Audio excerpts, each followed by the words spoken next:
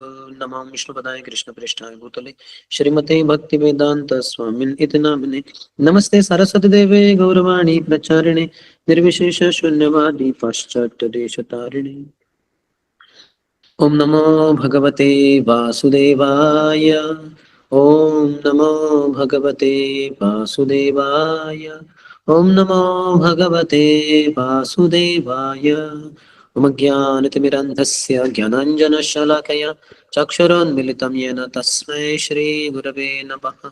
श्रीचैतन्यमनोभीष्टं स्थापितं येन भूतले स्वयं रूपः कदा मह्यं ददाति स्वपदान्तिकं। वन्देऽहं श्रीगुरोः श्रीयुतपदकमलं श्रीगुरून् वैष्णवांश्च श्रीरूपं साग्रजातं सहगण रघुनाथान्वितं तं सजीवं साद्वैतं सावधूतं परिजनसहितं कृष्णचैतन्यदेवं श्रीराधा कृष्णपादान् सहगण ललिता श्रीविशाखान्वितांश्च वाञ्छाकल्पतरुभ्यश्च कृपा सिन्धुभ्य एव च पतितानां पावनेभ्यो वैष्णवेभ्यो नमो नमः।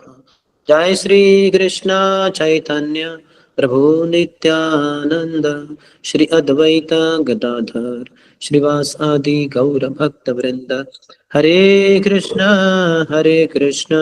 कृष्ण कृष्ण हरे हरे हरे राम राम राम राम हरे हरे।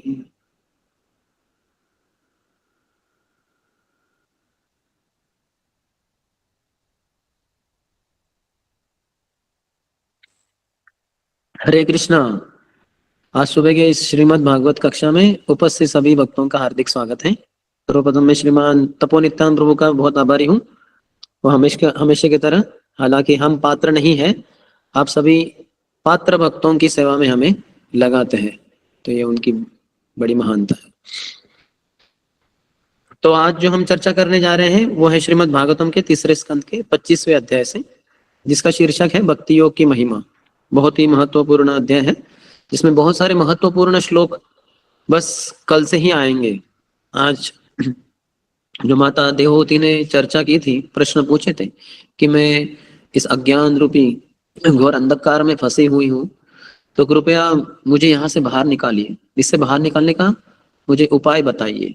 मेरी इंद्रिया, मेरा मन मेरे संयम में नहीं है और मुझे बहुत तकलीफ देता है, तो कृपया बताइए कैसे बाहर निकले। अपने ही पुत्र जो कपिल भगवान है, उनको अपने गुरु के रूप में स्वीकार कर ब्रह्मा जी के आदेश के अनुसार माता देवहूति उनको ये प्रश्न पूछती है। तो उनके उत्तर में जो भगवान कपिल शुरू किए थे 13वें श्लोक से, तो इसमें वो जो बता रहे हैं वो प्राय कैसे हमारे मन तक वन पहुंच सकता है, कोई पहुंच सकता है। जो भक्ति की जो परम सीमा है उस तक कहाँ कैसे पहुंच सकता है, वो 18वें श्लोक में बताया गया है कि भक्ति जो ज्ञान और वैराग्य से भरी होती है, उससे एक व्यक्ति सही तरीके से देख सकता है। भक्ति की दृष्टि से परिपश्यति ये शब्द आ रहा है उसमें, तो फिर वो उससे भौतिक अस्तित्व के प्रति अनभिज्ञ हो जाता है। जैसे उससे कुछ इनडिफरेंट, यानी उससे कुछ लेना देना है नहीं। भौतिक अस्तित्व तो रहेगा, जैसे अभी आप सब भी शायद ठंडी को महसूस कर रहे होंगे, लेकिन आप उससे कुछ समस्या नहीं होगा। आपकी शरीर के ऊपर थोड़ा सा शॉल स्वेटर डाल सकते हैं, लेकिन आप इससे त्रस्त नहीं होंगे जैसे भौतिकवादी लोग त्रस्त होते हैं। और फिर जो भौतिक जो प्रभाव है उस व्यक्ति के ऊपर बहुत कम प्रभाव डालता है। इस संसार में बहुत प्रभाव डालता है जो भौतिक संसार, जैसे अभी मैंने बताया ठंडी, या फिर जो बांग्लादेश में युद्ध हो रहा है उसके कारण लोग बड़े प्रभावित होते हैं, या फिर राजनीति के कारण कि अभी क्या होगा, कौन चुन के आएगा, फिर वो कैसे राज्य करेगा, इत्यादि इत्यादि। तो भौतिक संसार में लोगों का चित्त लगे रहने से उसके बारे में ही उनको बड़ी चिंता लगी रहती है। लेकिन जो भक्ति योग में लगा हुआ है वो इससे पूरी तरह से अलग रहता है। जैसे पद्म पत्र एवं बसा, पद्म जो है कमल पुष्प, वो बढ़ता तो पानी में है, लेकिन पानी जो कीचड़ है, कीचड़ से वो गंदा नहीं होता, वो स्वच्छ रहता है, साफ सुथरा रहता है। तो उसी तरह से होता है। तो ये 18वें श्लोक में बताते हैं तो मैं बहुत दोहराता हूँ इसको। ज्ञान वैराग्य युक्तेन भक्ति युक्तेन चात्मना परिपश्यति उदासीनम प्रकृतिम च हतौजसम। इसका अनुवाद और तात्पर्य कृष्ण कृपा सिंह अभय चरणारविंद भक्ति वेदांत स्वामी शिल प्रभुपाद के द्वारा इस तरह से है अनुवाद। आत्म साक्षात्कार की उस अवस्था में मनुष्य ज्ञान तथा भक्ति में त्याग के अभ्यास से प्रत्येक वस्तु को सही रूप में देख सकता है। वही संसार के प्रति अन्य मनस्क हो जाता है और उस पर भौतिक प्रभाव अत्यल्प प्रबलता के साथ काम कर पाते हैं। अति अल्प प्रबलता के साथ हमारे यानी भौतिकवादी लोगों के ऊपर बहुत प्रबलता के साथ ये जो भौतिक प्रभाव है वो कार्यान्वित होता है। तो इसलिए हम सबको ये परीक्षा भी है, हम सब भक्ति में कितना प्रगति किए हैं हम खुद ही जान सकते हैं, दूसरों को पूछने की जरूरत नहीं है। कितना आप भौतिक संसार से या भौतिक संसार में जो भौतिक प्रभाव है उससे कितना आप अलग है, ये आप खुद ही देख लीजिए। जैसे मैंने कहा 3 चीजें, जैसे पिछली बार भी हमने चर्चा की थी, शीत उष्ण, तो अभी शीत का समय चल रहा है, ठंडी का, तो बहुत ठंडी है, तो ठीक है उसके ऊपर ज्यादा बोलने की जरूरत नहीं है और हाँ हु हाँ हाँ ये सब करने की जरूरत नहीं है। बस थोड़ा स्वेटर डाल लीजिए, शॉल डाल लीजिए बस, और सेवा करते रहिए। प्रभुपाद तो हम देख सकते हैं पाश्चात्य देश में गए, वहां इतनी ठंडी अमेरिका में, और प्रभुपाद 70 साल की उम्र में थे, ज्यादा कुछ गर्म कपड़े थे नहीं। जो सुमति मोरार जी को भगवान ने वो बुद्धि दिया, जब वो आए थे अमेरिका जाने के पूर्व टिकट मांगने के लिए, तो उन्होंने उनके जो सेक्रेटरी थे चौकसी, उन्होंने उनको इन्होंने पूछा अपने सुमति मोरार जी ने चौकसी को, जरा जाके देखिए स्वामी जी के पास अमेरिका, उनको पता नहीं वो तो ऐसे भारत में जैसे रहते वैसा नहीं है, अलग रहता है उधर का मौसम वगैरह, तो जरा देखिए उनके पास पर्याप्त मात्रा में जो भी चीजें हैं वो है कि नहीं। तो चौकसी आए प्रभुपाद के कमरे में और पूछे कि स्वामी जी बताइए आप क्या क्या लेके जाएंगे अमेरिका। तो प्रभुपाद ने अपना ट्रंक दिखाया, बोले ये चीजें हैं। तो उसमें क्या था, धोती कुर्ता था, कुछ आलू वगैरह थे। बोले आपके लिए पास गर्म कपड़े किधर है, स्वेटर वगैरह? बोले वो मेरे पास नहीं है। बोले ऐसे कैसे आप जा सकते हैं, ठंडी कितना रहता है अमेरिका में, वो माइनस में टेम्परेचर जाता है, अभी जैसे बॉस्टन में अभी -25 डिग्री चल रहा है। कितना कम तापमान है, प्रभुपाद को कुछ भी अंदाज नहीं, कुछ नहीं।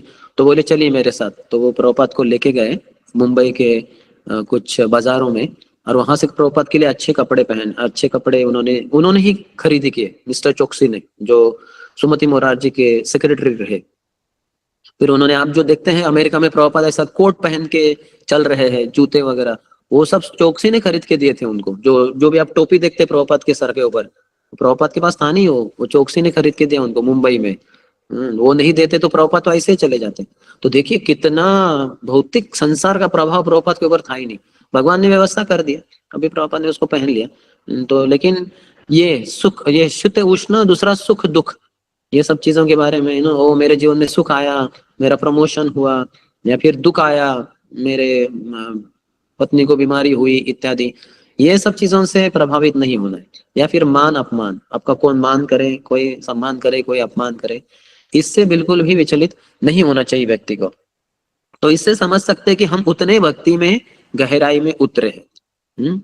जैसे अगर हम ऊपर हैं समुन्द्र के, तो बहुत सारे लहरों के कारण बहुत मार खाते हैं, वो लहरें आती है एक के बाद। आप गए होंगे जगन्नाथपुरी में, आप देख सकते हैं कैसे लहरें आती है और हमें नीचे गिरा देती है। लेकिन अगर आप समुद्र के अंदर गए, 100 फीट अंदर या 200 फीट अंदर, 1 किलोमीटर अंदर, 2 किलोमीटर अंदर, 3 किलोमीटर अंदर, 4 किलोमीटर अंदर, बहुत गहरा होता है, मैंने सुना 5 किलोमीटर तक भी जाता है समुद्र नीचे तक, अटलांटिक महासागर वगैरह। तो हम देख सकते हैं कि अगर आप उधर हैं तो आपको ये जो लहरें हैं कुछ भी प्रभाव नहीं कर सकती। वो लहरें तो ऊपर रहती है, हाँ बहुत अंदर है। तो उसी तरह से भक्ति में कौन कितना जिसका मन लग गया है वो समझ सकता है कि बाहर से कुछ समझ में नहीं आता। दूसरा एक उदाहरण दिया जाए तो हो सकता है कि घर के बाहर अमेरिका में वगैरह ना टेम्परेचर है -25 डिग्री या -30 डिग्री, -40 डिग्री, लेकिन जो घर के अंदर हीटर वगैरह रहता है, लोग स्वेटर वगैरह पहन के बैठे, तो उनको समझ में नहीं आता कि बाहर -30 डिग्री चल रहा है। उनको जो जैसे लगता है कि 12-13 डिग्री या फिर 15 डिग्री या 20 डिग्री टेम्परेचर है, लेकिन वो तो आप अंदर है, घर के अंदर जहाँ हीटर लगा है, स्वेटर आपने पहना है, बाहर तो बड़ी समस्या है। तो उसी तरह से आपको अपने आप को अलिप्त करना होगा, अलूफ, इस संसार से। तो ये कब संभव है? जब हम भक्ति में गहराई में उतरते हैं। भक्ति का तो सागर ही है, भक्ति रसामृत सिंधु, सिंधु यानी सागर। हाँ, रस से भरा है, अमृत से भरा हुआ ये सागर है भक्ति का। तो जितना गहराई में हम उतरते हैं, उतना बाहर के संसार में क्या चल रहा है कुछ भी नहीं समझ में आता। विश्वम पूर्ण सुखायते विधि महेंद्रादिश्च कीटायते। हमारे श्रील प्रबोधानंद सरस्वती ठाकुर, एक महान आचार्य, जो श्रील गोपाल भट्ट गोस्वामी के चाचा जी है, गोपाल भट्ट गोस्वामी के पिताजी वेंकट भट्ट, दक्षिण भारत के रंगनाथ मंदिर के जो पुजारी रहे श्रीरंगम स्थान से, तो उनके ही एक चाचा रहे। एक तो त्रिमल्ल भट्ट थे और दूसरे थे प्रबोधानंद सरस्वती जो सन्यासी थे। तो वो प्रबोधानंद सरस्वती कहते हैं कि कैवल्यम नरकायते, जो मुक्ति की अपेक्षा नहीं करता भक्त, कि ये संसार में बहुत समस्या है, मुझे बाहर निकलना है, कि अब कब मैं निकलूंगा भगवान, ऐसे रोते नहीं बैठते भक्त। भक्त तो एकदम मस्त रहते हैं, आनंद में रहते हैं। कैवल्यम नरकायते त्रिदश पूरा आकाश पुष्पायते, जो देवताओं के रमणीय स्थान है स्वर्ग इत्यादि, वो तो क्या है, वो तो पुष्पायते, आकाश पुष्प। जैसे हम जानते हैं कि पुष्प जो होते हैं फूल, वो तो जमीन के ऊपर जो पेड़ उगते हैं उसके ऊपर फूल रहते हैं, फूल रहते हैं पेड़ के ऊपर, और पेड़ का जो तना होता है वो जमीन के अंदर होता है। आकाश पुष्प करके कुछ होता है क्या? आकाश में पुष्प, कुछ फूल, वो तो संभव ही नहीं। कभी कभी बादल साथ में आके ऐसे लग सकता है कि बड़ा पुष्प है, फूल है, लेकिन वो फूल नहीं है, वो तो बादल है।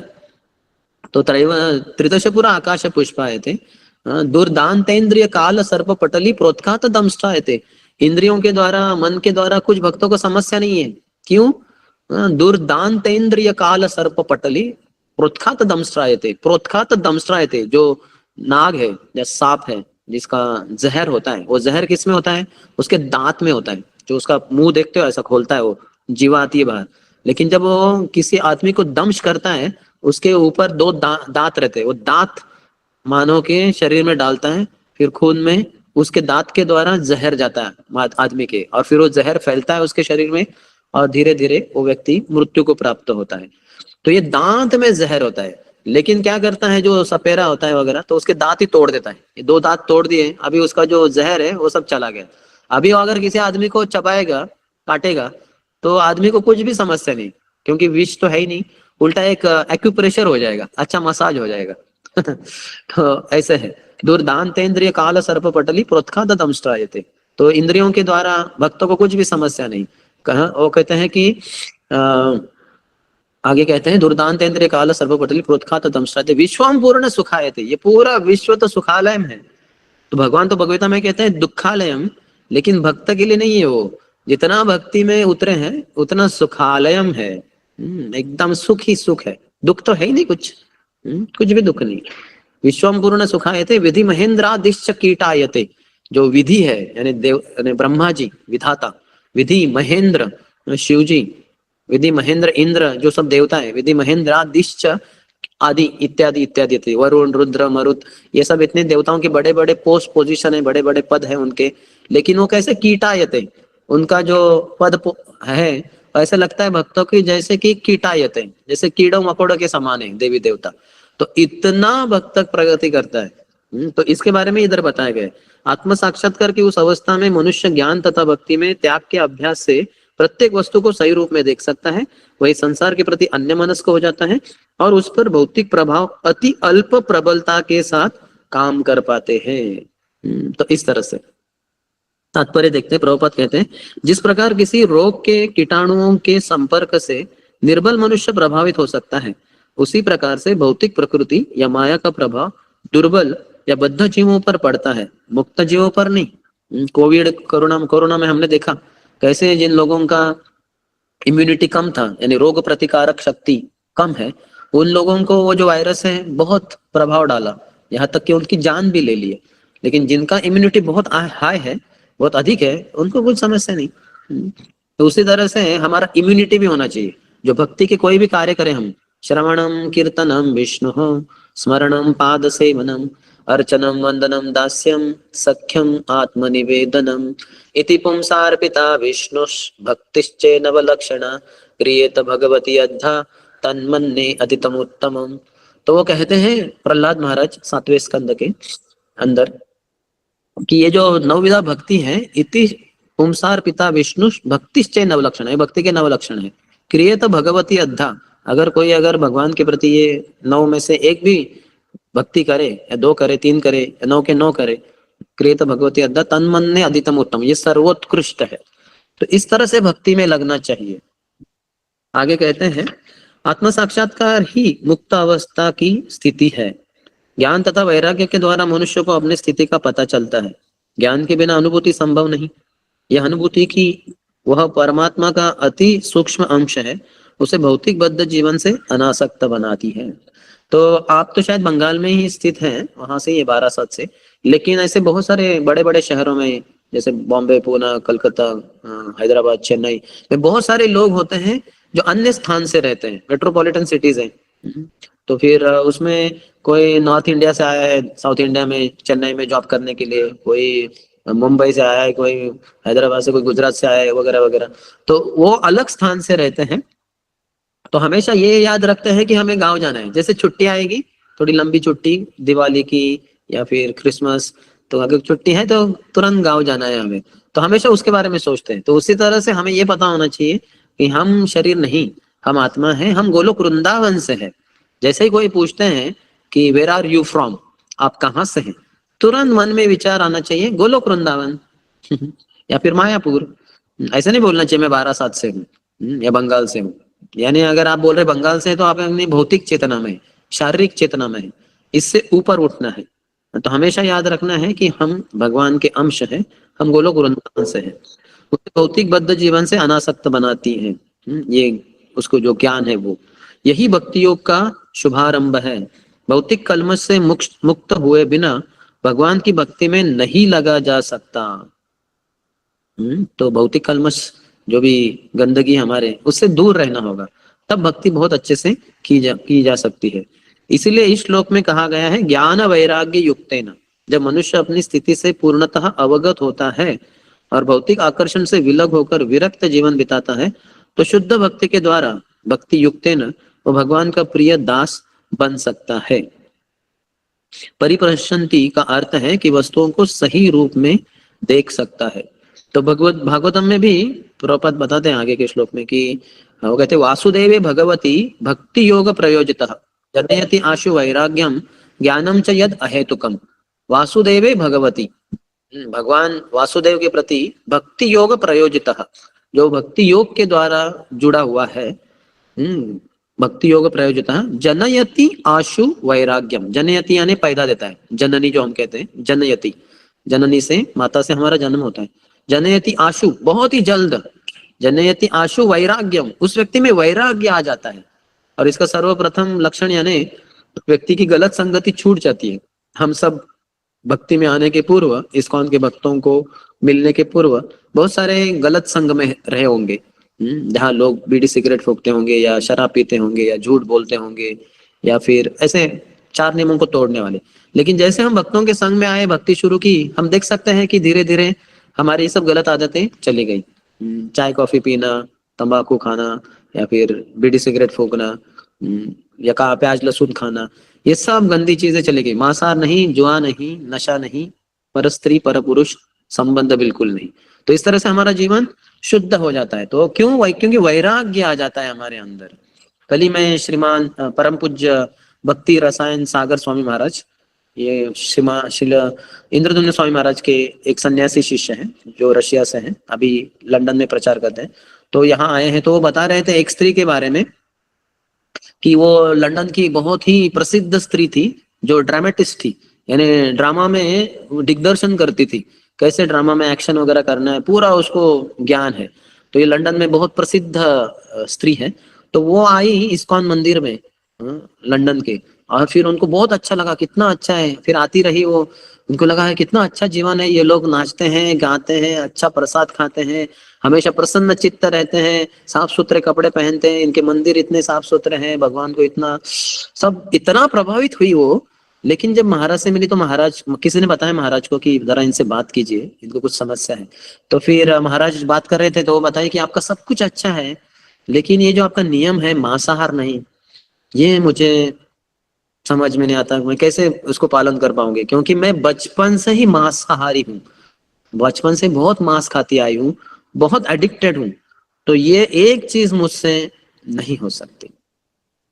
तो एनीवे भक्तों ने कहा उनको आप आते रहिए वगैरह। तो थोड़े दिनों के बाद भक्त उनको कहे कि हम मायापुर जा रहे हैं, तो आप आइए मायापुर हमारे साथ। तो वो मायापुर में आ गए, लंदन से मायापुर आ गए। 10 दिन मायापुर में रही और भक्तों की सेवा की, क्योंकि वो ड्रामा में एक्सपर्ट हैं और हमारे मायापुर में बहुत सारे नाटक होते रहते हैं भक्ति से संबंधित। तो उन्होंने उनको गाइडेंस किया, मार्गदर्शन किया भक्तों को कि ऐसे करना होता है, वैसा करना होता है, ड्रामा में ऐसे एक्शन, ऐसे इफेक्ट, ऐसे लाइट्स वगैरह वगैरह वगैरह सब उन्होंने अच्छे से बताया। 10 दिन मायापुर जैसे धाम में, जो औदार्य धाम है, वहां भक्तों की सेवा की। और वहां तो उनको कुछ मांस वगैरह मिला ही नहीं, वहां जो भी प्रसाद वगैरह था खा के इतना खुश हुई, इतना खुश हुई वो, और इतना प्रगति हुई। बाद में जब लंदन में गई तो उन्होंने महाराज को बताया कि आज से, अभी से मैंने मांस खाना छोड़ दिया, जब मायापुर में रहेगी तो मेरा मांस खाना चला गया। तो फिर वो तो हो ही गया, साथ में उसने लंदन के बड़े बड़े जो लॉर्ड्स रहते हैं, हाँ, वहाँ के बहुत प्रसिद्ध अमीर लोग, जो करोड़पति अरबपति हैं, तो उनको उन्होंने बुलाया, क्योंकि ये बहुत प्रसिद्ध लेडी है, इसका इन्फ्लुएंस, प्रभाव बहुत अधिक है। तो वो सब आए और उनको वो बोट में लेके गई वहां की किसी नदी के वगैरह इसमें। और फिर उनको वो बता रही थी, क्या बताया, हर बार उन्हें मायापुर के बारे में बताया कि मायापुर कितना विशेष स्थान है, ऐसा है इस्कॉन का मंदिर, राधा माधव, अष्ट सखी वृंद, इतना बताया, इतना बताया, पूरा वही बता रही थी वो बोट में। फिर इसके जो न्यूज रिपोर्टर वगैरह आए थे, उन्होंने सब शूटिंग वगैरह किया, फोटो लिए वगैरह। दूसरे दिन लंदन के सभी अखबारों में इस स्त्री का, ये जो बड़े बड़े अमीर रईस लोग हैं लंदन के, उनके साथ जो बोट में जो वार्तालाप हुआ, और उसमें सब मायापुर का इतना न्यूज, इतना न्यूज, कि पूरा लंदन के लोग मायापुर के बारे में ही बोल रहे थे कि मायापुर में ये लेडी गई थी, फिर मायापुर में ऐसे राधा माधव है, ये फोटो देखिए, ये पूरा लंदन के लोग मायापुर के बारे में ही बोल रहे थे। तो देखिए भक्ति का क्या प्रभाव है, वो वैराग्य कैसे आ गया वो स्त्री में। हाँ, वो सब कुछ अच्छे से देख रही थी, अच्छा था, लेकिन वो बोल रही थी कि इस जीवन में मैं मांस को नहीं छोड़ सकती। बस 10 दिन मायापुर रही, भक्तों की सेवा की, मांसाहार के पूरे नामो निशान मिट गए। तो इस तरह से व्यक्ति में वैराग्य आ जाता है। जनयति आशु, आशु यानी बहुत जल्दी। देखिए भागवतम का श्लोक कभी झूठा नहीं हो सकता। अगर भक्ति में कोई लग जाए तो वो स्त्री एक उदाहरण, ज्वलंत उदाहरण, जो बचपन से मांसाहार खाती आ रही है, वो कही कि जीवन भर मांस नहीं छोड़ सकती मैं। 10 दिन में आशु यानी बहुत ही जल्द, जनयति आशु वैराग्यम, वैराग्य आ गया उसको। ज्ञानम च यद हेतुकम, और ज्ञान भी आ जाता है। तो इसलिए वो ज्ञान इतना आया उसमें, सब लोगों को मायापुर के बारे में ही बोल रही थी। तो परिपश्यन्ति का अर्थ है कि वस्तुओं को सही रूप में देख सकता है व्यक्ति, तब भौतिक प्रकृति का प्रभाव प्राय शून्य हो जाता है। जैसे मैंने कहा, आप घर के अंदर हैं और आपने टेम्परेचर रखा है एसी का 28, 20 जो भी है, 26, तो आपको एकदम आराम लग रहा है, अच्छा लग रहा है। लेकिन बाहर का तो टेम्परेचर बहुत डाउन हो सकता है, -10, -20, लेकिन आपको कुछ प्रभाव नहीं पड़ता, क्योंकि आप उससे अनडिस्टर्ब्ड है। धीरस्तत्र न मुह्यति, जो धीर पुरुष है, ये समाज में, संसार में जो बदल परिवर्तन होते रहते हैं, उससे कभी प्रभावित नहीं होता। और धीर व्यक्ति कौन है, जो ज्ञान में है। और ज्ञान में कौन है, जिसमें भक्ति है। भक्ति देवी के 2 पुत्र हैं, एक है ज्ञान, दूसरा है वैराग्य। तो जो भक्ति करता है, जितना करता है उतना उसमें ज्ञान और वैराग्य प्रकट हो जाता है। और इसी कारण, उस ज्ञान के कारण ही फिर वो इस संसार की किसी भी चीज से विचलित नहीं होता। धीरस तत्र न मुह्यति, वो तो सिर्फ जो देहिनस्मिन् यथा देहे कौमारम यौवनम जरा तथा देहांतर प्राप्ति धीरस तत्र न मुह्यति, सिर्फ शरीर के जो परिवर्तन है उसके लिए लागू नहीं होता वो श्लोक, यानी जो लास्ट लाइन धीरस तत्र, ये धीर पुरुष का ये स्वभाव ही है। धीर यानी स्थिर, स्थिर रहता है वो, विचलित नहीं होता। हम सब लोग थोड़े थोड़े बदल परिवर्तन से बहुत डिस्टर्ब हो जाते हैं, लेकिन जो धीर है, जो ज्ञान से परिपूर्ण है, वो कभी विचलित नहीं होता। कितना आप धीर है ये समझ सकते हैं, देख सकते हैं, कितना आप अविचलित है। जैसे विश्वामित्र मुनि ऊपर से तो लग रहे थे थोड़े धीर है, ज्ञानी है, तपस्या में बैठे, स्थिर बैठे हैं एकदम, लेकिन वो मेनका क्या आ गई और फिर वो प्रभावित हुए, उसके सौंदर्य से आकर्षित हुए, तो उसको, उनका जो ज्ञान था वो ढक गया। ये काम का स्वभाव भी है कि काम रूपेण कौन्तेय दुष्पुरेण अनलेन च आवृत्त ज्ञानम एतेन ज्ञानिनो नित्य वैरिण। ये जो ज्ञानी व्यक्ति है उसके भी ज्ञान को आवृत्त, ढक देता है काम। तो काम वासना जागृत हुई विश्वामित्र मुनि में, और देखा मेनका के सौंदर्य, उसका तो चेहरा तो चांद के समान सुंदर था ही, पूरा शरीर एक एक अंग इतना सुंदर था कि स्वाभाविक था। क्योंकि काम वासना जागृत हो गई उनकी, तो फिर वो थोड़े प्रलोभित हुए और फिर मेनका के साथ ही रहने लगे, उसके साथ मैथुन जीवन जिया, अर्थात पति पत्नी के रूप में। फिर उनकी पुत्री हुई शकुंतला। तो फिर उससे वो उनको कुछ लेना देना नहीं था, उनको फिर वो छोड़ के चले गए। फिर उनको कण्व मुनि के द्वारा शकुंतला का आगे पालन पोषण किया गया, और फिर कण्व मुनि के आश्रम में आते दुष्यंत, जिन्होंने उनसे विवाह किया शकुंतला से। फिर उनसे आगे भरत वगैरह राजा हुए इत्यादि। तो हम देख सकते हैं कि कैसे जो ज्ञानी व्यक्ति हैं वो धीर रहता है, तो उसके ऊपर भौतिक प्रभाव, भौतिक प्रकृति का प्रभाव नहीं पड़ सकता, वो मुक्त रहता है उससे, पद्म पत्र एवं बसा। और उसी के साथ वो शोक तथा चाह से भी मुक्त हो जाता है। ये भी बहुत महत्वपूर्ण है। शोक, हम बहुत शोक करते हैं, ओ मुझे संसार में, ये जीवन में ये नहीं मिला, मेरे पास ये नहीं है, मेरे पास वो नहीं है, ऐसा क्यों हुआ, बहुत रोते रहते हैं हम लोग। संसार के लोग तो कितने रोते हैं। तो भक्त भी जो साधक हैं, उनकी भी भौतिक इच्छाएं जितना है उतना वो भी रोते रहते हैं, ओ ऐसा क्यों, वैसा क्यों नहीं हुआ, मुझे ये चाहिए था, मुझे यहाँ जॉब नहीं, मुझे वहां जॉब चाहिए था, हमारे बच्चों के लिए उस स्कूल में एडमिशन हमें चाहिए था, लेकिन वहां की फीस ज्यादा थी, फिर हमने यहाँ एडमिशन ले लिया, एक स्कूल अच्छा नहीं है, ये नहीं वो नहीं। रोते रहते हैं हमेशा। तो ऐसे रोते रहना, यानी हम देख सकते हैं कि हम भक्ति में प्रगति उतनी की नहीं है जितना अपेक्षा है। तो भगवगीता में भगवान खुद कहते हैं, ब्रह्म भूत प्रसन्नात्मा न शोचति न कांक्षति समः सर्वेषु भूतेषु मद भक्तिम लभते परम। 18वें अध्याय में कहते हैं कि ब्रह्म भूत प्रसन्नात्मा, जो ब्रह्म भूत है, जो समझता है कि मैं शरीर नहीं मैं आत्मा हूं, तो फिर क्या समस्या है। आज ही सुबह जब तुलसी आरती हुई हमारे मंदिर में, तो हमारे बड़े भाई साहब इधर हैं, वो मुझसे 10 साल बड़े हैं, इधर ही रहते बाजू में, तो आए थे आज सुबह। तो वो कह रहे थे कि आप बताओ आपके भतीजे को, यानी उनके पुत्र को, कि मॉर्निंग मॉर्निंग प्रोग्राम में आए वगैरह। तो मैं बोला नहीं, मैं आपको बताना चाहूंगा कि आप यहाँ भक्तों के संग में जप कीजिए, मॉर्निंग प्रोग्राम तो करते हैं फिर जप के समय निकल जाते हैं। मैंने कहा आपको भी यहाँ करना है। बोले नहीं, अभी तो मैं बूढ़ा हो गया, मेरी उम्र 58 है, तो थोड़ा मुश्किल जाता है। मैंने बोला अरे हमारे प्रभुपाद को देखिए, 70 साल की उम्र में अमेरिका गए। हमारे भाई साहब कहते हैं कि यहाँ ठंडी बहुत है पूना में, है ना, क्योंकि वो बॉम्बे से हैं, बॉम्बे में इतनी ठंडी नहीं रहती, तो यहाँ बहुत ज्यादा ठंडी है। मैंने कहा अरे प्रभुपाद देखिए, अमेरिका गए, 70 साल की उम्र में। बुढ़ापा होता है वो शरीर के लिए होता है, आत्मा कभी बूढ़ा होता ही नहीं। आत्मा हमेशा जवान रहता है, 16 साल का जैसे जवान रहता है, वैसे ही आत्मा हमेशा। आज से 10 करोड़ साल पहले हम 16 साल के थे, 10,000 साल पहले भी 16 साल के थे, आज भी हम 16 साल की उम्र के हैं, और आज से 10,000 साल के बाद भी हम 16 साल की उम्र के ही रहेंगे, क्योंकि हम आत्मा है। लेकिन अगर हमारी पहचान हम अपने शरीर से करेंगे, तो फिर हम सब जहाँ कहीं फॉर्म में लिखा रहता है एज कितना है, फिर हम लिख देते हैं 45, 46 या फिर 52, क्योंकि आप शारीरिक स्तर पे हैं।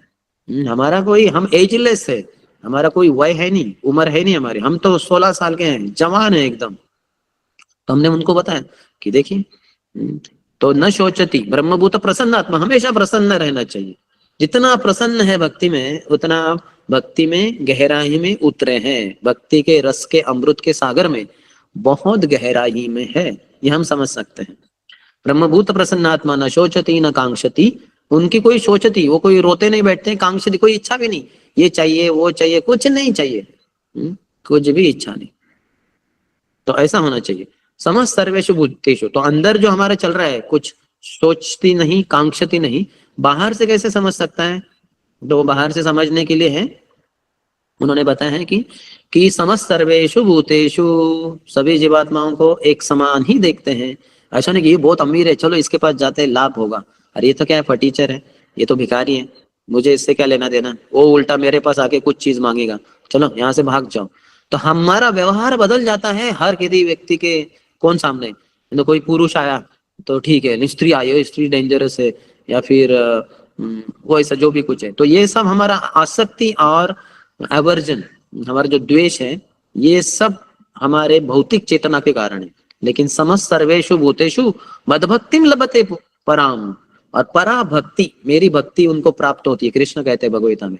तो पहले जीवात्मा को एक ब्रह्मभूत स्तर पे आना चाहिए, वो भक्ति की प्रक्रिया से स्वाभाविक रूप से हो जाता है, उसका आगे उल्लेख आएगा इसमें।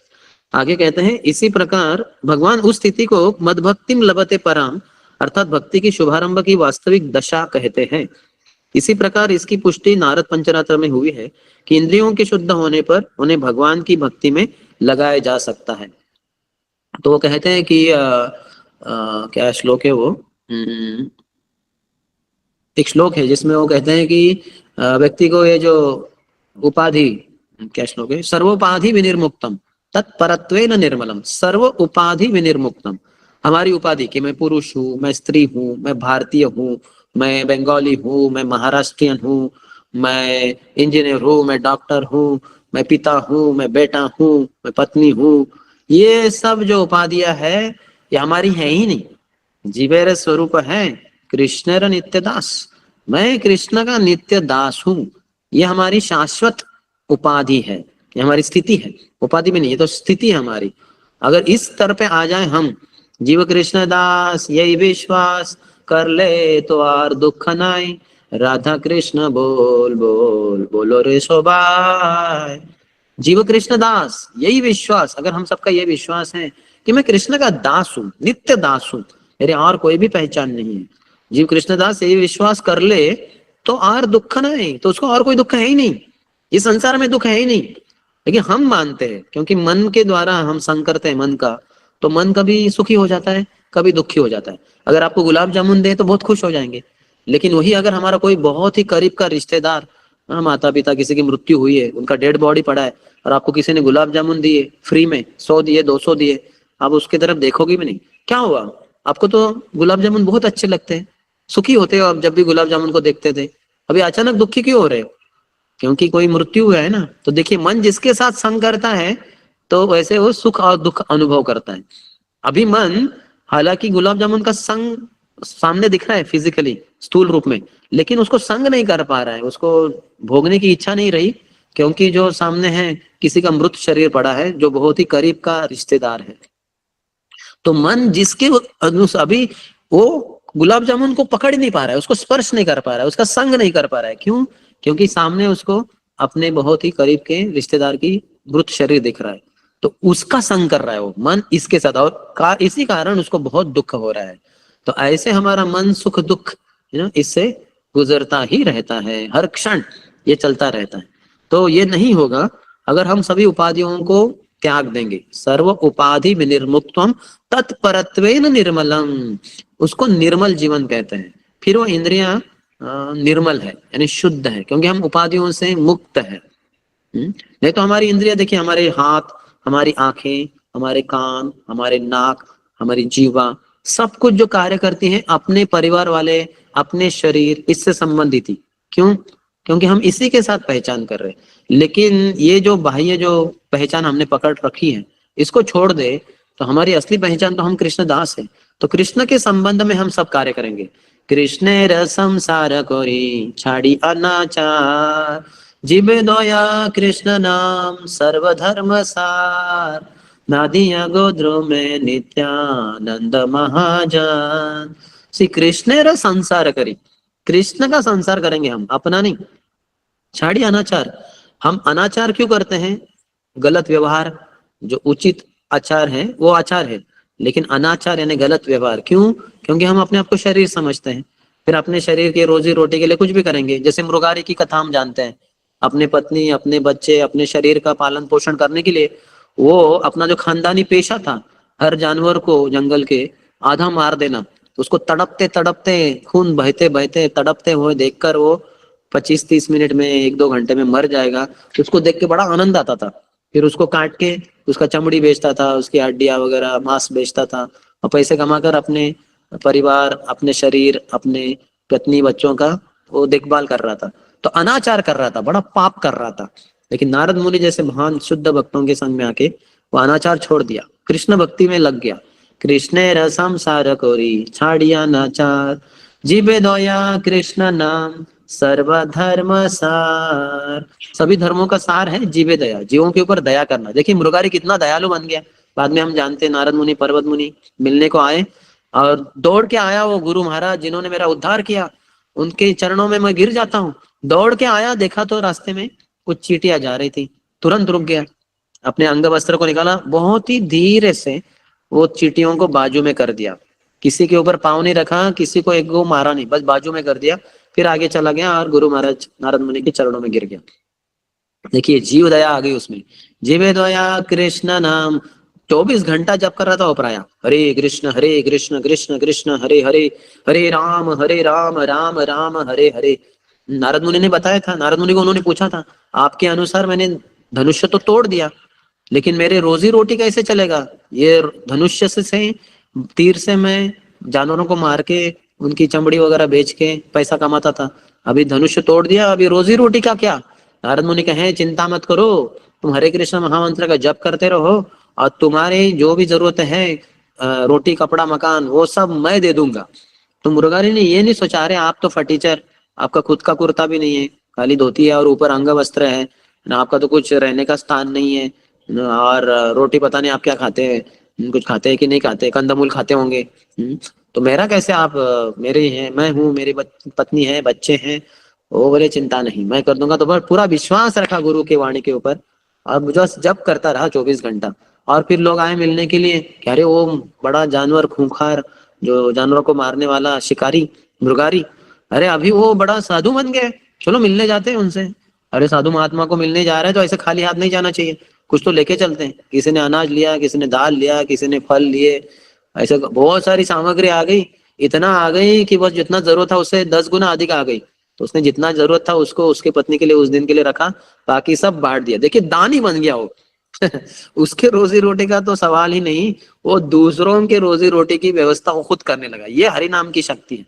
तो ऐसे होना चाहिए। तो सर्वोपाधि विनिर्मुक्तम तत्परत्वेन निर्मलम ऋषिकेन ऋषिकेश, ऐसे निर्मल इंद्रियों से ऋषिकेश, जो ऋषि यानी इंद्रियों के स्वामी हैं भगवान कृष्ण, इनकी जो सेवा होती है, सेवनम भक्ति रुच्यते, उसको भक्ति कहते हैं। शुद्ध इंद्रियों से जो भगवान की भक्ति होती है, जो सेवा होती है, उसको भक्ति कहते हैं। अभी हम जो कर रहे हैं भक्ति, काफी हद तक अशुद्ध इंद्रियों से करते हैं। अपनी पहचान जो है, भौतिक पहचान, इसमें हम फंसे हुए हैं कि मैं पुरुष हूँ, मैं स्त्री हूँ, मैं भारतीय हूँ, तो भारतीय हूँ इसलिए तो फिर क्या चल रहा है भारत में, फिर मैं बंगाली हूँ तो बंगाल में राजनीति में क्या चल रहा है, वो ममता बनर्जी क्या कर रही है, और ये क्या वो क्या, पागल बन जाते हैं हम लोग। ये भौतिक उपाधियां हमें मूर्ख बना देती है, माया उल्लू बना रही है हम सबको, ये भौतिक उपाधियों के साथ पहचान करने के कारण। और ये सब कौन हमें बताता है? हम भौतिकवादी लोगों का संग करते, वो बताते अरे आप बंगाली हैं, बंगाल में देखिए क्या कर रही है ये ममता बनर्जी, या फिर ये कौन कर रहा है, ये क्या कर रहा है ना, ये वगैरह ऐसा बोलते रहते हैं। तो लेकिन अगर गुरु से सुनेंगे, शुद्ध वैष्णवों से सुनेंगे, तो बोलेंगे अरे मूर्ख, तू ये शरीर नहीं, तू बंगाली नहीं, तू पुरुष नहीं, तू स्त्री नहीं, तू कृष्ण दास है, तू कृष्ण दासी है। कृष्ण की सेवा कर, तू बाहर निकल इस सब अंधकार से, अज्ञान से। तो फिर वो हमें हिला देते हैं, हमें जगा देते हैं। चक्षुर उन्मिलितम येन, जो हमारी आंखों को खोल देते हैं। तस्मै श्री गुरवे नमः। जैसे अभी सूरज ऊपर आ ही गया है ऑलमोस्ट, तो कोई ब्लैंकेट के अंदर आंखें बंद करके सोया है और कहता है कि सूरज उगा ही नहीं, अभी अंधेरा ही है, रात ही है। तो बाहर वाला जो व्यक्ति है कहता है उठो, सूरज आ गया, सूरज आ गया और प्रकाश आ गया। बोले नहीं नहीं नहीं, यहाँ तो सब अंधकार है। तो उसका ब्लैंकेट खींच के फेंकना होगा और उसकी आंखें खोलनी होगी। देख मूर्ख, कितना प्रकाश आया हुआ है, सूरज उग गया है, देख दिन शुरू हो गया है। तो ऐसे आंखें खोलने वाले भक्तों की जरूरत है हमारे जीवन में, वो हमें रास्ता दिखाएंगे, फिर हम कृष्ण भक्ति में पूरी तरह से लग जाते हैं। इसी प्रकार इसकी पुष्टि नारद पंचरात्र में हुई है कि इंद्रियों के शुद्ध होने पर उन्हें भगवान की भक्ति में लगाया जा सकता है। जो भौतिक कलम से आकृष्ट है वो भक्त नहीं हो सकता। देखिए भौतिक काम, क्रोध, लोभ, मोह, मद, मात्सर्य, इन चीजों से अगर हम आकर्षित हो रहे हैं तो हम भक्त नहीं बन सकते, तो इनको दूर रखना होगा। आगे का श्लोक है 19वां। न युज्यमानया भक्त्या भगवती अखिलात्मनि सदृशोस्ति शिव पंथा योगी नाम ब्रह्म सिद्धये। इसका अनुवाद, किसी भी प्रकार का योगी जब तक श्री भगवान की भक्ति में प्रवृत्त नहीं हो जाता तब तक आत्म साक्षात्कार में पूर्णता नहीं प्राप्त की जा सकती, क्योंकि भक्ति ही एकमात्र शुभ मार्ग है। इस 19वें श्लोक में बताया गया है कि अभी 15 से 19 के बीच में क्या संबंध है। ये 19 से 27 जो विभाग है, इसमें भक्ति ज्ञान और योग से भी अधिक बढ़कर है, ये बताया गया है। भक्ति के द्वारा ज्ञान और योग आते हैं, लेकिन भक्ति महान है, ज्ञान और योग से, ज्ञान और योग से भी अधिक है, ज्ञान वैराग्य के ऊपर है। जैसे माता बच्चों के ऊपर ही रहती है, उम्र भी ज्यादा है, समझ भी ज्यादा है, अनुभव भी ज्यादा है, तो उसी तरह से भक्ति माता ये ज्ञान और योग से ऊपर है। तो 15 से 19वें श्लोकों के बीच में क्या संबंध है कि जो मन भगवान से आसक्त है वो इस संसार से व्यक्ति को मुक्त कर देता है, और इसके लिए सर्वोत्कृष्ट प्रक्रिया है कि हमारे मन को भगवान की भक्ति में लगा देना चाहिए। भगवान को लगा दिया मन में, मन के द्वारा भगवान के बारे में सोचा हमेशा, तो उसको ही भक्ति होता है बोलते हैं। तो 19वें श्लोक में बताया है कि आत्म साक्षात्कार की जो पूर्णता है वो किसी योगी को, किसी प्रकार के योगी को तब तक प्राप्त नहीं होती जब तक वो भक्ति में नहीं लगता, क्योंकि भक्ति ही शिव पंथा है, जहाँ इस श्लोक में बताया गया है शिव पंथा सदृश अस्ति शिव पंथा न, भक्ति समान कोई भी पूर्ण मंगलकारी शिव पाथ मार्ग नहीं है, सर्वोत्कृष्ट है। इसलिए तो योग शब्द आता है, योग यानी भक्ति।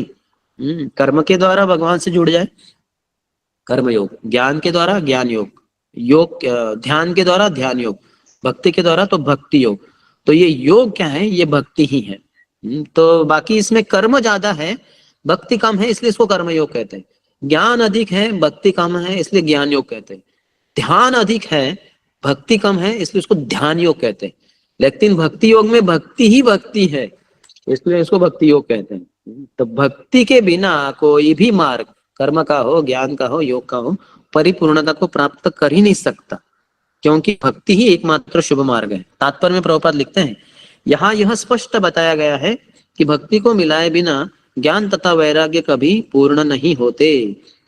ना, जैसे कोई स्वीट है, हो सकता है कि संदेश हो, बर्फी हो, पेड़ा हो, गुलाब जामुन हो, जलेबी हो, तो ये अलग अलग प्रकार की स्वीट्स है। तो इसमें इंग्रेडिएंट्स जो सामग्री है अलग अलग हो गई, किसी में बेसन लगेगा, किसी में दूध लगेगा, ये वो, लेकिन सब में शुगर होनी ही चाहिए, शक्कर होनी ही होनी है, अन्यथा वो स्वीट नहीं बन पाएगा।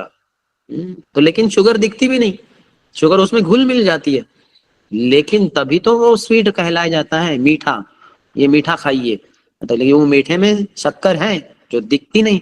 तो उसी तरह से भक्ति होनी ही चाहिए, ज्ञान मार्ग हो, वैराग्य का हो, कुछ भी हो, उसमें भक्ति नहीं है तो उसमें मिठास नहीं है, उसमें कुछ व्यक्ति कर नहीं पाएगा। न युज्य मानया का अर्थ है बिना एक साथ जोड़े। जब भक्ति में सेवा होती है तो यह प्रश्न उठता है कि सेवा किसको अर्पित की जाए। यह भक्ति भगवान श्री भगवान को ही अर्पित की जानी है, क्योंकि वे ही हर एक के परमात्मा है, और आत्म साक्षात्कार या ब्रह्म साक्षात्कार का यही एकमात्र विश्वस्त मार्ग है। ब्रह्म सिद्धये शब्द का अर्थ है अपने को पदार्थ से भिन्न समझना, अपने आप को ब्रह्म समझना।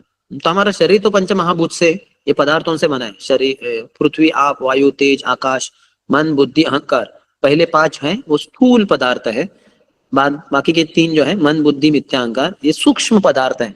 लेकिन अपने आप को पदार्थ से भिन्न समझना चाहिए, अपने आप को ब्रह्म समझना चाहिए। अहम ब्रह्मास्मि वैदिक शब्द है।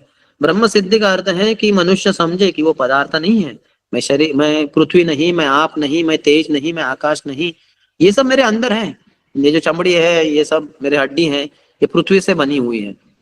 मेरे पृथ्वी आप, मेरे शरीर में तापमान है, गर्मी है, आग है, पेट में भी आग पड़ती है। पृथ्वी आप, वायु, शरीर में हवा बहती है, नाक से ऐसे सांस छोड़ते हैं, और अगर हाथ रखेंगे तो थोड़ा गर्म वायु हाथ को स्पर्श करता है, तो हम देख सकते हैं कि वायु भी हमारे, पृथ्वी आप, वायु, तेज, ये भी है, और फिर आकाश भी है। लेकिन मैं ये सब नहीं हूँ पदार्थ, मैं शुद्ध आत्मा हूँ। योगी कई प्रकार के होते हैं, किंतु प्रत्येक योगी आत्म साक्षात्कार या ब्रह्म साक्षात्कार करने में लगा रहता है। यहाँ यह स्पष्ट उल्लेख है कि जब तक पूर्ण पुरुषोत्तम भगवान की भक्ति में प्रवृत्त नहीं हुआ जाता, तब तक मनुष्य ब्रह्म सिद्धि के मार्ग तक नहीं पहुंच सकता। तो भक्ति ही सर्वोत्कृष्ट है। भक्ति योग, भक्ति योग, भक्ति योग धन, भक्ति यही कृष्ण नाम स्मरण क्रंदन। श्रील वृंदावन दास ठाकुर श्री चैतन्य भागवत के अंतर्गत बताते हैं कि भक्ति योग, भक्ति योग, भक्ति योग धन 3 बार बोल रहे हैं। जैसे हरेर नाम, हरेर नाम, हरेर नाम एव केवलम, तो वैसे वो कहते हैं ये सबसे बड़ा धन है। भक्ति योग ही, भक्ति योगी और कोई नहीं, भक्ति योग ही धन है। भक्ति योग, भक्ति योग, भक्ति योग धन। भक्ति योग क्या है? भक्ति यही कृष्ण नाम स्मरण क्रंदन। बहुत निचले स्तर पे भक्ति यानी भगवान का नाम लेना, हरे कृष्ण कृष्ण कृष्ण हरे हरे, हरे राम राम राम हरे हरे। और ऊंचे स्तर पे भक्ति है कृष्ण स्मरण। जब हम बोल रहे हैं हरे कृष्णा, या स्वाभाविक रूप से कृष्ण का स्मरण होना चाहिए। भक्ति यही कृष्ण नाम स्मरण क्रंदन। और बहुत ही ऊंचे स्तर पे शुद्ध भक्त का स्तर है जब कृष्ण के लिए रोता है भक्त, शुद्ध भक्त। जैसे प्रभुपाद अपने एल्बम में कहते हैं कि हरे कृष्ण मंत्र का जप करना यानी एक छोटा बच्चा माँ के लिए रो रहा है, और जब वो रोता है तो हरा, जो श्रीमती राधा रानी है जिनको संबोधन में हरे कहते हैं, ये उस जीवात्मा को, ये छोटे बच्चे के समान जो रो रहा है जो भगवान के लिए, तो उसको ये माता अपने परम पिता हरि के साथ, कृष्ण के साथ जोड़ देती है, जैसे प्रभुपाद बताते हैं। तो भगवान के लिए रोना ये भक्ति है। भगवान का नाम लेना, भगवान का स्मरण करना, या भगवान के लिए रोना, 3 स्तर है। तो यही, ये सब भक्ति के ही अंग है।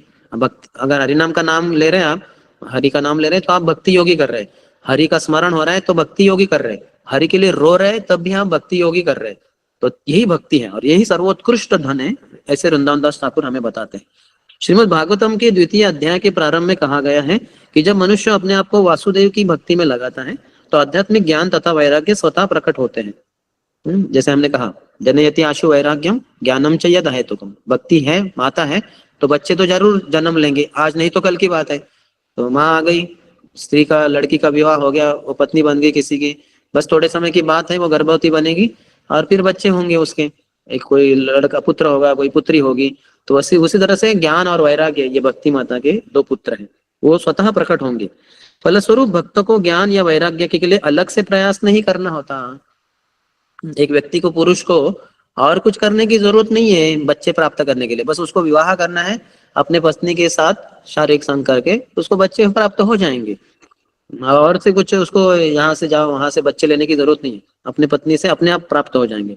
भक्ति में सेवा अपने आप में इतनी शक्तिमान होती है कि मनुष्य की सेवा की प्रवृत्ति के द्वारा सब कुछ प्रकट हो जाता है। यहाँ पर शिव पंतः कहा गया है। आत्म साक्षात्कार का यही एकमात्र शुभ मार्ग है।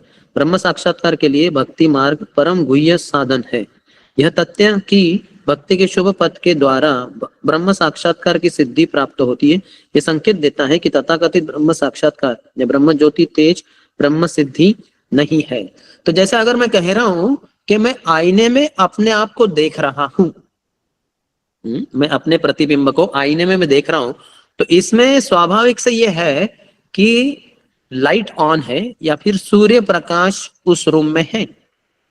अगर मैं अंधकार में रूम में हूं और आईना अपने सामने रखता हूं, मैं अपने चेहरे को नहीं देख सकता, क्योंकि उस रूम में लाइट नहीं है। एक तो स्वयं सूर्य प्रकाश स्वाभाविक रूप से, नैसर्गिक लाइट, या फिर कोई ट्यूब लाइट या बल्ब वगैरह नहीं है, इसलिए मैं अपने चेहरे को नहीं देख सकता।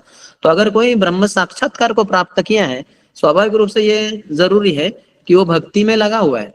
भक्ति है यानी भक्ति वो लाइट के समान है, तभी तो मैं आईने में अपने चेहरे को देख सकता हूँ। आईना पर्याप्त नहीं है, काफी नहीं है चेहरे को देखने के लिए।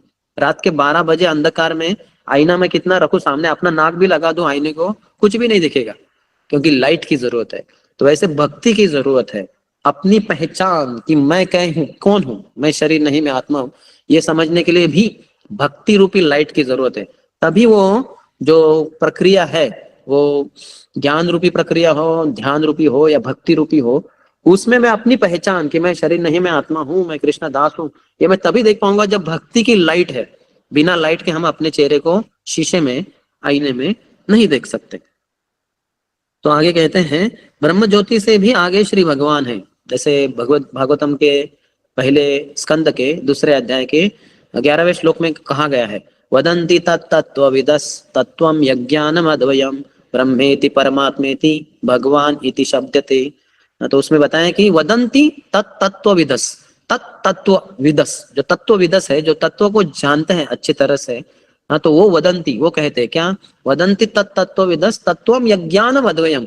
वो जो नॉन ड्यूअल सब्सटेंस है, एक ही जो पदार्थ है यानी परम सत्य, हाँ, उसके 3 स्वरूप है, ब्रह्मेति, परमात्मेति भगवान इति शब्दते, ऐसे वो कहते हैं। ब्रह्म ज्योति यानी भगवान के शरीर से निकला हुआ बहुत उज्जवल प्रकाश, जो लाइट ही लाइट है, उसको ब्रह्म ज्योति कहते हैं। ब्रह्मेति परमात्मेति, भगवान का जो लोकलाइज्ड एस्पेक्ट है, हर किसी कण कण में जो भगवान समाये हुए हैं, वो कौन है? परमात्मा, शिरोदक्षाई विष्णु। तो वो है। और इसके भी आगे है भगवान, साक्षात पूर्ण पुरुषोत्तम भगवान श्री कृष्ण या नारायण, राम, नृसिंह, वराह, वामन, भगवान। तो ऐसे परम सत्य के तीन स्वरूप है। ऐसे जो तत्ववेत्ता है उन्होंने बताया, वदंति तत्तत्वविदस् तत्वम यज्ञानम अद्वयम ब्रह्मेति परमात्मेति भगवान इति शब्दते। ब्रह्म ज्योति से भी आगे श्री भगवान है।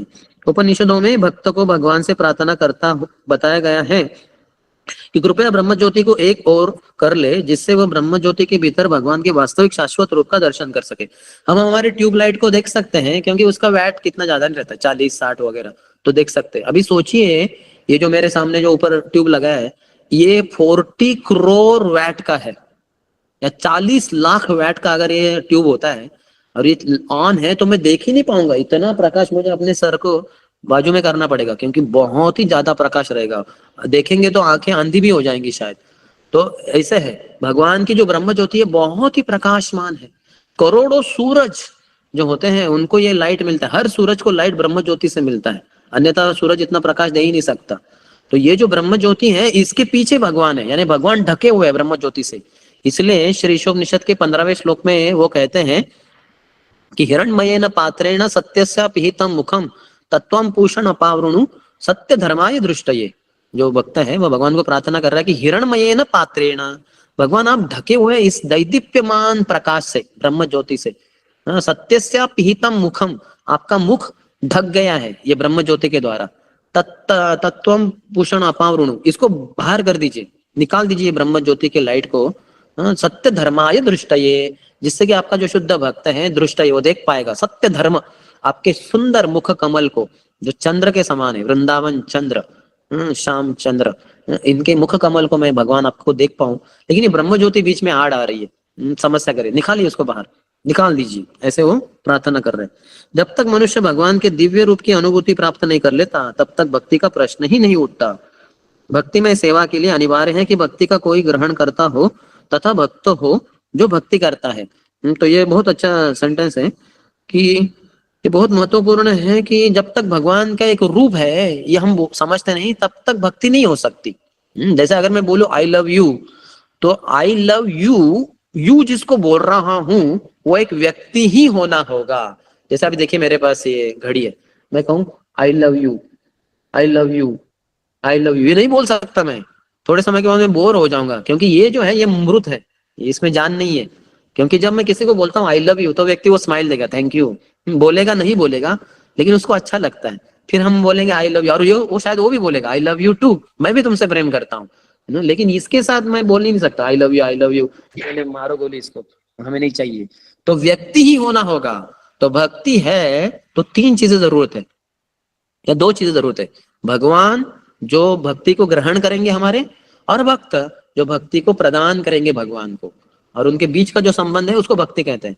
तो भक्ति में अनिवार्य है भगवान का रूप है, ये संकल्पना समझना। अगर कोई भगवान के रूप को स्वीकार नहीं करता तो उसकी भक्ति नहीं हो सकती। क्योंकि वो ऐसा है कि आई लव यू, मैं दीवार को बोल रहा हूँ I love you, I love you, I love you, I love you, लेकिन पागल हो गया क्या?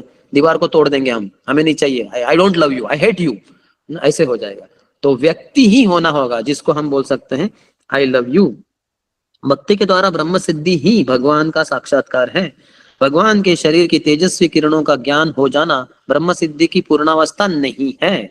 वो तो ज्ञानियों को समझ में आता है कि यही सर्वोत्कृष्ट है, लेकिन इसके परे तो बहुत है। ब्रह्म ज्योति के परे परमात्मा, और उसके भी परे भगवान है। नहीं, परम पुरुष के परमात्मा स्वरूप का दर्शन ही पूर्ण है, क्योंकि भगवान अखिलात्मा है, वो परमात्मा है। जो भगवान का साक्षात्कार करता है वो अन्य रूपों यथा परमात्मा रूप तथा ब्रह्म रूप का भी दर्शन करता है, और संपूर्ण साक्षात्कार ही ब्रह्म सिद्धि है। तो भगवान कृष्ण ये एक व्यक्ति है, उनकी मुझे भक्ति करनी है। इस नतीजे तक, इस अनुमान, इस निष्कर्ष तक हम सबको कंक्लूजन तक पहुंचना ही होगा। जैसे अगर जो पहुंच गया भगवान साक्षात्कार तक, उसको ब्रह्म साक्षात्कार और परमात्मा साक्षात्कार है ही। जैसे ऐसे है कि 500 रुपए है मेरे पास, तो मेरे पास 5 रुपए भी हैं, 2 रुपए भी हैं, 1 रुपया भी है, 10 रुपए भी हैं, 20 रुपए हैं, 50 रुपए हैं, 100 रुपए है, 200 रुपए भी है मेरे पास, सब कुछ है मेरे पास। लेकिन वो लोग किधर है, दिख तो नहीं रहे। नहीं, वो 500 रुपए के अंदर सब कुछ है। अगर मैं बाजार में जाके उसको चेंज करवा लूं तो मुझे 200 का एक नोट मिलेगा, एक 100 का मिलेगा, ये 50 के मिलेंगे बहुत सारे नोट, 20 रुपए के मिलेंगे, 10 रुपए के मिलेंगे, 5 रुपए के, 2 रुपए के, 1 रुपए के, सब मिल जाएगा मुझे। तो 500 रुपए में, तो इसी तरह से जो भगवान साक्षात्कार तक पहुंच गया उसको ब्रह्म साक्षात्कार तो है ही, और उसको परमात्मा साक्षात्कार भी है। तो ये संक्षिप्त में। ठीक है, किसी का कोई प्रश्न है?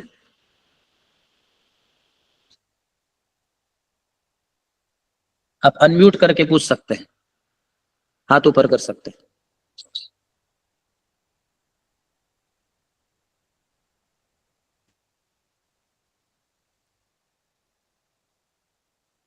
प्रश्न है किसी का?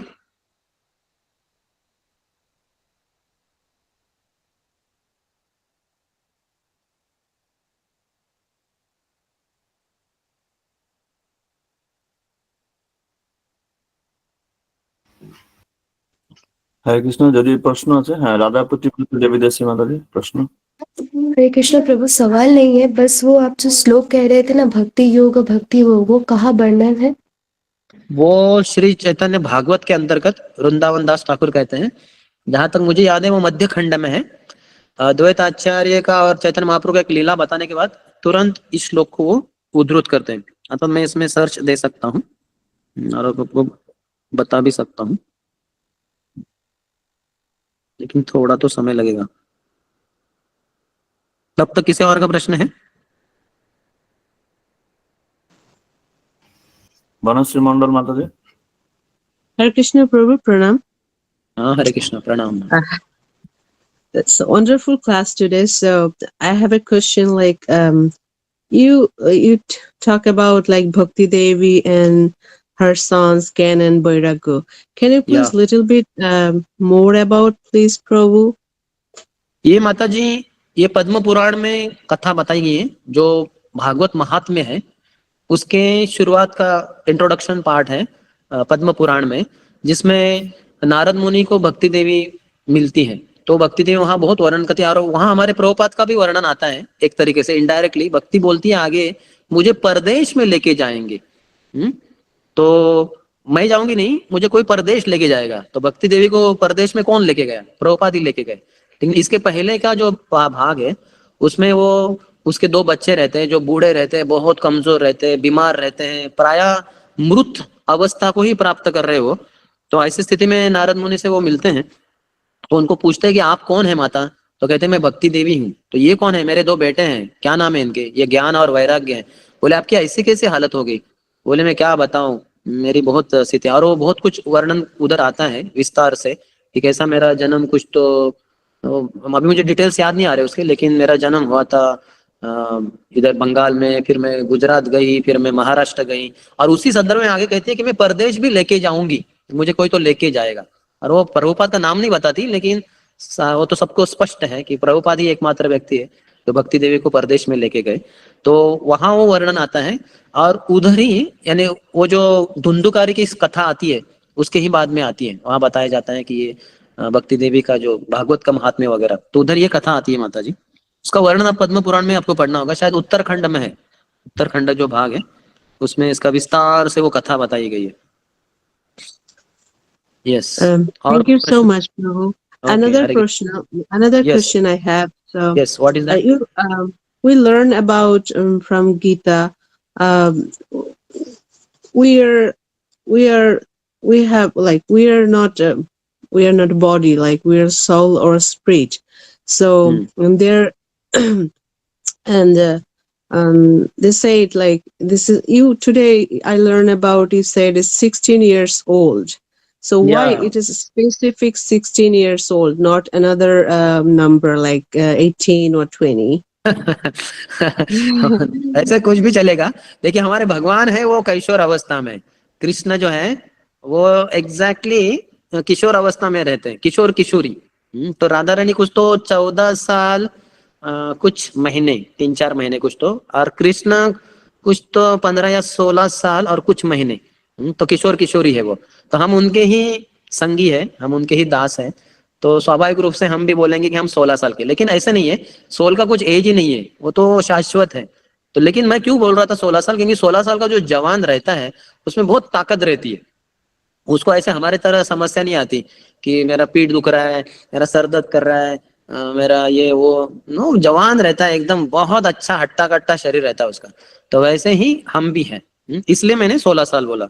और हमारे स्वामी कृष्ण तो 16 साल के किशोर अवस्था में, तो इसलिए भी किशोर किशोरी, लेकिन बेसिकली जवान। Soul is always eternal and always youthful, full vigour रहता है, कुछ भी उसमें समस्या नहीं है, कुछ भी प्रॉब्लम नहीं। Haribol Prabhu. Thank you Hare Krishna. so much. It's a Hare wonderful class. Thank you, Prabhu. You are wonderful. Hare Krishna. Beauty lies in the eyes of the beholder. हरे कृष्ण प्रभु, प्रणाम हो।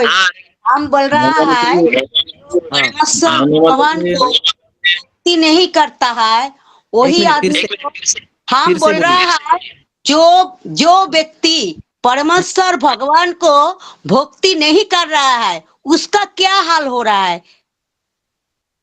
उसका क्या हाल हो रहा है? वो तो दुख भोगेगा। इधर जितना हम सूरज से दूर हैं उतना ठंडी अनुभव करेंगे।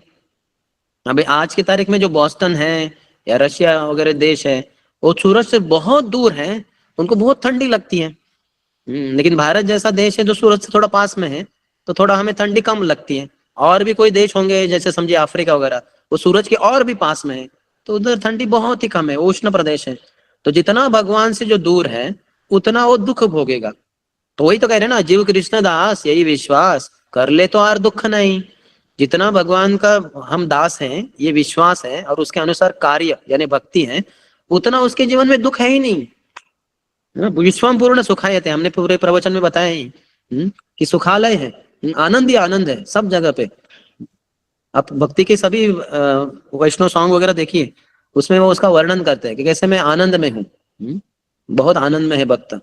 और वह कहते हैं कि अगर भगवान मैं आपको भूल गया तो कितना भूली नो तुम्हारे हरि, वो क्या कहते हैं, भूली नो तुम्हारे संसारे आसिया पाए नाना विध व्यथा, ऐसे बोलते हैं ना भक्तिविनोद ठाकुर, कि भगवान को जो भूल गया, भूलकर इधर आ गया और अपने आप को शरीर के साथ पहचान कर रहा है और उसी के अनुसार शारीरिक कार्य कर रहा है, बस उसके जीवन में व्यथा ही व्यथा है, बहुत दुखी है। इसलिए भागवतम में भौतिक संसार का वर्णन ये शोकार्णव करके किया है। शोक अर्णव, शोकाश्रु अर्णव, शोक के बहुत ही दुख के कारण अश्रु, अर्णव, अर्णव यानी सागर, ये पूरा संसार दुख के अश्रु ढालने के द्वारा सागर जो बना है उसमें उससे ही बना है, दुखाश्रु अर्णव। तो इस तरह से हम सब दुख भोग रहे हैं, तो इससे बाहर निकलना है तो भक्ति करनी है बस। हरे कृष्ण। हाँ हरे कृष्ण प्रभु, प्रणाम हो। हाँ प्रणाम। क्षमा घोष माता जी, क्या प्रश्न हरे है? कृष्ण प्रभु, प्रणाम। प्रभु हाँ। जी, आपने जो बताया कि भागवतम की द्वितीय अध्याय दिव्य भाव दिव्य सेवा जो अध्याय है उसमें भगवान की जो पुरुष अवतार है उसमें से ये परमात्मा की स्थिति कहाँ है? परमात्मा की स्थिति कहाँ है? मतलब पुरुष अवतार की जो भाग है, गर्भदक्ष जो भाग है उसमें से परमात्मा का जो स्थिति है वो कहाँ है? वो शिरोदक्षा विष्णु माता जी। महाविष्णु सांस छोड़ते हैं तो करोड़ों ब्रह्मांड बाहर निकलते हैं।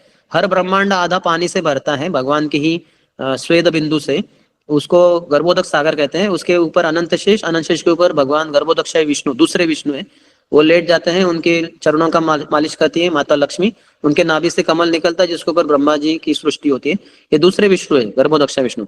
जहां ब्रह्मा जी है नाभि कमल के ऊपर, वहां थोड़ा बाजू में ऊपर ही क्षीर सागर है, वहां शिरोदक्षाय विष्णु, तीसरे विष्णु रहते हैं। गर्भोदक्षाय विष्णु अधिक विस्तारित होते हैं और वो गर्भोदक्षाय शिरोदक्षाय विष्णु विस्तारित होते हैं परमात्मा के रूप में, हर कण कण में और हर व्यक्ति के हृदय में प्रवेश करते हैं।